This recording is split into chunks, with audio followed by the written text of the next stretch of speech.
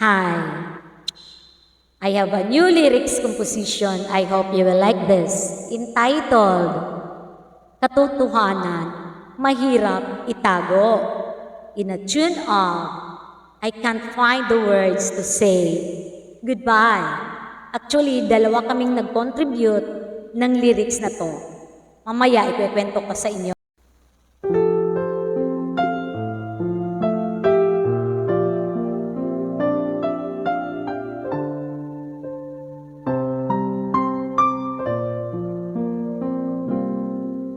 Bumalik ka na, parang walang nangyari.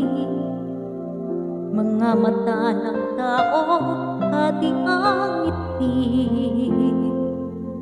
May pumalakpak, may bumubulong sa hangin, na may darating pang bagyong di kayang pigilin.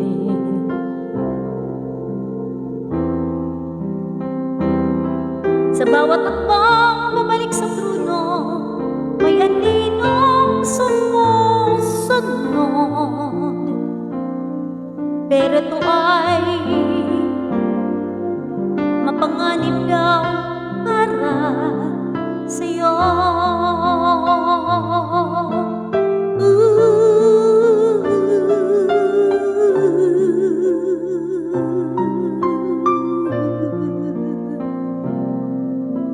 Welcome sa liwanag na muli mong naangkin.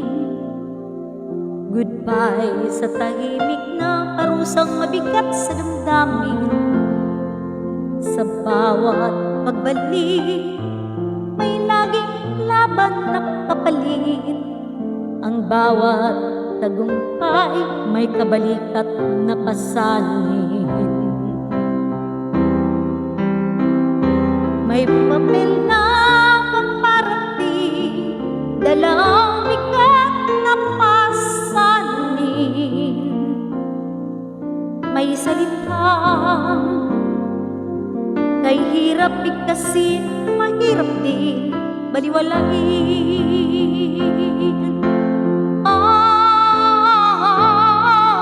Hindi pa tapos ang mabigat na pasanin, dahil marami pang unos na darating. Kaya huwag nyo na sana itong ulitin, dahil lalabas ang katotohanan pa rin.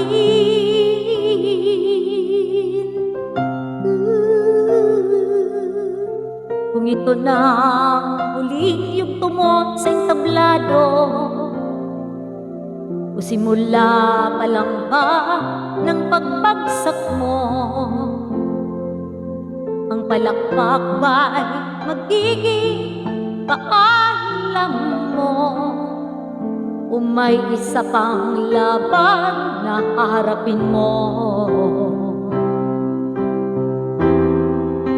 Maririnig mo bang tahimik na sigaw ng katotohanan, pilit mong tinatakpan? Hindi mo may tatago ang katotohanan na marami kang katiwalian.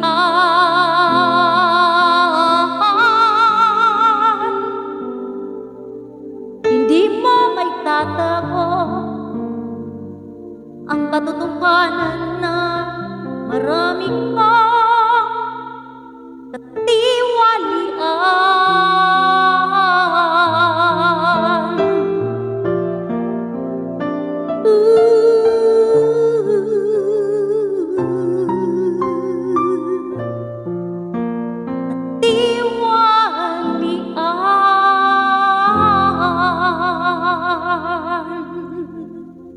Thank you.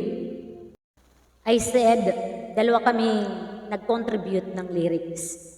Actually, nagbigay sa akin ng lyrics ang kaibigan ko, pinapakanta sa akin. Ang sabi ko, ano bang music nito? Ako na daw maghanap ng music. Lyrics lang yung kinontribute niya. Nang tingnan ko yung lyrics niya, maganda yung, yung kahulugan ng kanta niya.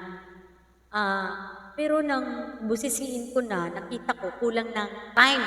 Kulang ng rhyme. So, ayun, inayos ko. Kasi hindi po basta-basta ang pag-compose ng kanta. Dapat may rhyme siya.